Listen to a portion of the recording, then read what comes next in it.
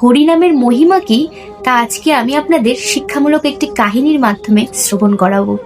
একটি ছোট জলাশয়ে দুটি মাগুর মাছ বাস করত। একটি ছিল অত্যন্ত ধার্মিক আর আরেকটি মাছ ছিল অত্যন্ত অধার্মিক। তারা দুজন একসঙ্গে বাস করত।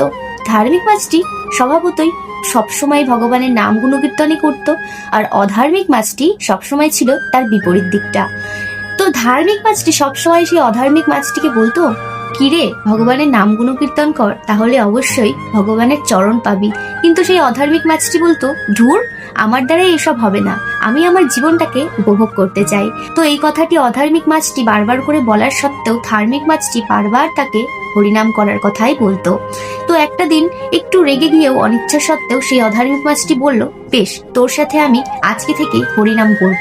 তো যথাযথ সেই ধার্মিক মাছটির সাথে অধার্মিক মাছটি হরিনাম করতে লাগলো। কিন্তু দুর্ভাগ্যবশত সেই দিনই গ্রামের কয়েকটি জেলে এসে জাল ফেললো সেই জলাশয়ে, এবং সেই দুটো মাগুর মাছ সেই জালে ধরা। তখন সেই অধার্মিক মাছটি অত্যন্ত ক্রোধান্বিত হয়ে পড়লো সেই ধার্মিক মাছটির প্রতি এবং বলল, কি করলো তোর ভগবান? ধুর, আজকে আমি তোর কথা শুনে ভগবানের নাম করলাম, হরিনাম করলাম বলেই আমরা আজকে মৃত্যুর মুখে পতিত হলাম। তখন ধার্মিক মাছটি স্মিত হেসে বলল, ওরে, ভগবানের প্রতি বিশ্বাস রাখ। ভগবানের যে অদ্ভুত লীলা, অনন্ত যে তার দয়া। আমরা ক্ষুদ্র প্রাণী হতে পারি, কিন্তু আমরা তুচ্ছ। এরপর ওই মাগুর মাছ দুটিকে নিয়ে একটি জেলে তার গৃহে নিয়ে গেলেন এবং মাছটি তার যে পত্নী তাকে দিলেন কাটার জন্য।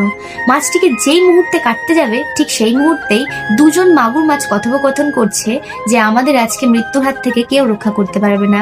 ঠিক তৎক্ষণাৎ যখনই কাটতে যাবে মাছ দুটোকে, তার আগেই জেলে এসে তার পত্নীকে বলল, ওই মাছ দুটো কেটো না।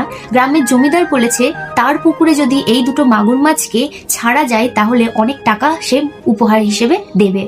তো এই কথাটি শুনে তৎক্ষণাৎ সেই জেলের পত্নী মাগুর মাছটিকে ধুয়ে সেই জমিদারের হাতে তুলে দিল এবং সেই মাগুর মাছ দুটিকেই খুব ভালো করে পূজা দিয়ে সেই জলাশয়ে তাদেরকে ছেড়ে দেওয়া। এবং জমিদার মশাই বলে দিল, আজ থেকে এই দুটো মাগুর মাছকে কখনো ধরা হবে না এবং তাদের আলাদা করে দায়িত্বের জন্য একজনকে রাখা হলো। তখন সেই অধার্মিক মাছটি বুঝতে পারলো ভগবানের কি অভূতপূর্ব দয়া।